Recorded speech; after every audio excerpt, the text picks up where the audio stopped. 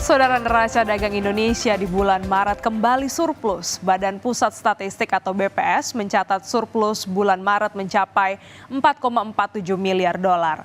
Surplus di bulan Maret tercatat lebih tinggi dibanding bulan Februari 2024 dan Maret 2023. Artinya, neraca dagang Indonesia sudah surplus berturut-turut selama 47 bulan. Tercatat juga angka impor dan ekspor Indonesia turun di bulan Maret. Ekspor turun 16,43%, sedangkan impor turun 2,6% secara tahunan.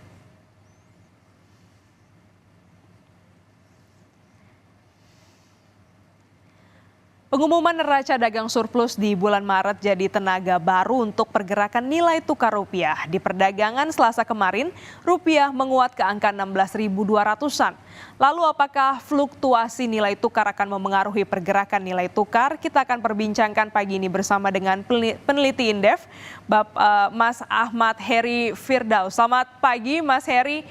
Ini pelemahan rupiah kan secara tren ini masih terjadi nih beberapa pekan ini, dan seberapa besar memengaruhi perdagangan internasional di Indonesia?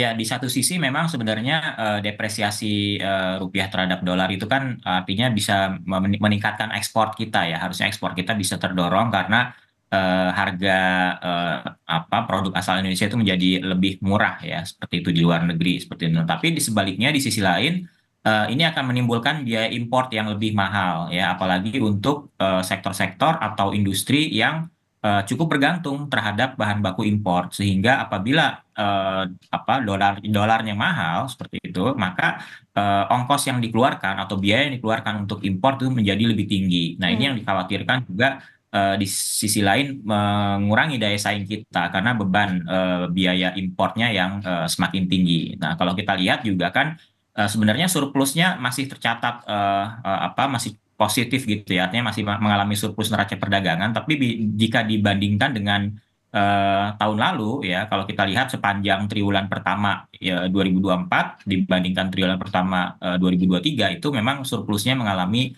penurunan. Nah, inilah yang harus diperhatikan. Dikhawatirkan surplus ini kita semakin mengecil seperti itu. Jadi perlu ada upaya-upaya yang lebih bisa menjaga ya surplus neraca perdagangan kita agar aliran devisa itu masih bisa tetap positif seperti itu. Ya, Mas Heri, Bank Indonesia ini kan mengatakan neraca dagang ini bisa menopang ketahanan eksternal perekonomian Indonesia.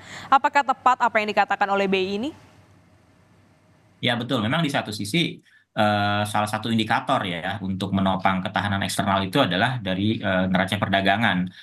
Selain itu juga secara kumulatif kita lihat transaksi berjalan kita seperti itu. Kemudian juga neraca pembayaran Indonesia. Jadi salah satu yang perlu dijaga betul adalah untuk ekonomi Indonesia saat ini adalah bagaimana kita menjaga atau memaintain surplus neraca perdagangan. Nah, eh, trennya yang terjadi adalah ketika kita mengalami surplus neraca perdagangan itu biasanya ketika mengalami kenaikan harga komoditas. Jadi kalau harga komoditas lagi tinggi, nah itu diikuti dengan ekspor kita yang meningkat sehingga berkontribusi terhadap surplus neraca perdagangan yang besar juga. Nah, ketika ada gejolak yang menyebabkan turunnya harga komoditas internasional, nah ini juga berdampak terhadap ekspor kita seperti itu. Ketika misalnya volume volume ekspornya meningkat tapi nilainya turun. Nah, ini kan juga artinya harus diwaspadai dampak dinamika global yang yang berpengaruh terhadap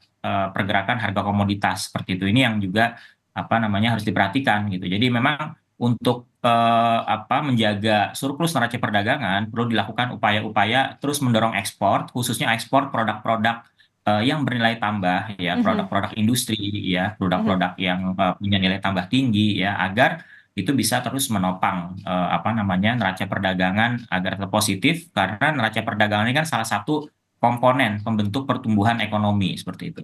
Iya, Mas Heri, ini dengan pelemahan rupiah yang terjadi, sebenarnya seberapa besar sih potensi impor Indonesia akan terpengaruh? Ya, kalau dilihat dari struktur importnya kan memang kita lebih banyak itu import bahan baku ya, import bahan baku, import barang modal, kemudian diikuti dengan import barang konsumsi. Nah, maka kalau misalnya terjadi pelemahan nilai rupiah yang menyebabkan biaya import itu meningkat, nah ini yang akan terkena paling besar dampaknya adalah kepada import bahan baku ya, kemudian juga barang modal. Nah, import bahan baku ini untuk apa ya? Tentunya untuk proses-proses produksi industri gitu ya. Jadi industri kita banyak sekali yang memang masih mengalami ketergantungan terhadap bahan baku impor. Nah, ini yang akan mengakibatkan meningkatnya harga-harga produk jadinya gitu. Jadi ketika harga bahan bakunya meningkat ya akibat rupiah yang melemah, nah ini juga akan berdampak terhadap meningkatnya harga outputnya, harga produk jadinya. Sehingga apa? Sehingga ini akan berdampak terhadap inflasi di dalam negeri ya. Bisa berpengaruh terhadap daya beli masyarakat di dalam negeri seperti itu. Di sisi lain, bagaimana dengan penguatan dolar? Akankah memengaruhi ekspor Indonesia?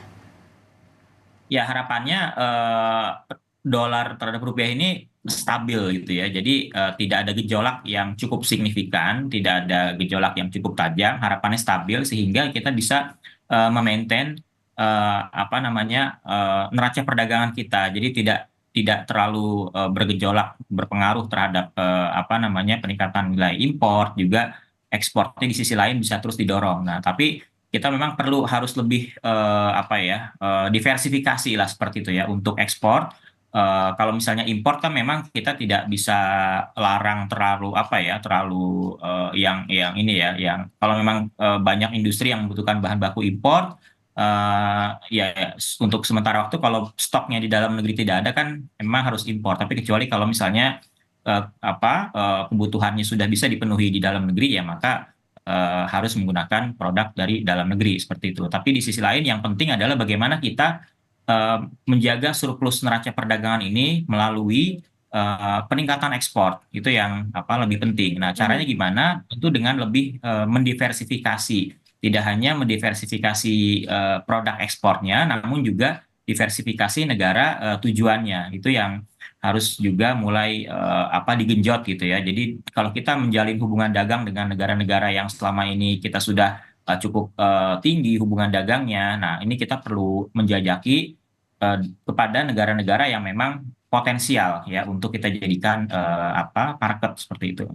Jadi memang sekalipun neraca perdagangannya surplus, namun masih ada beberapa bagian yang perlu menjadi perhatian dan juga perlu digenjot untuk bisa terus menjaga surplus dari neraca perdagangan kita. Terima kasih Mas Heri, peneliti Indef telah bergabung di Kompas Bisnis pada pagi hari ini. Sehat selalu Mas.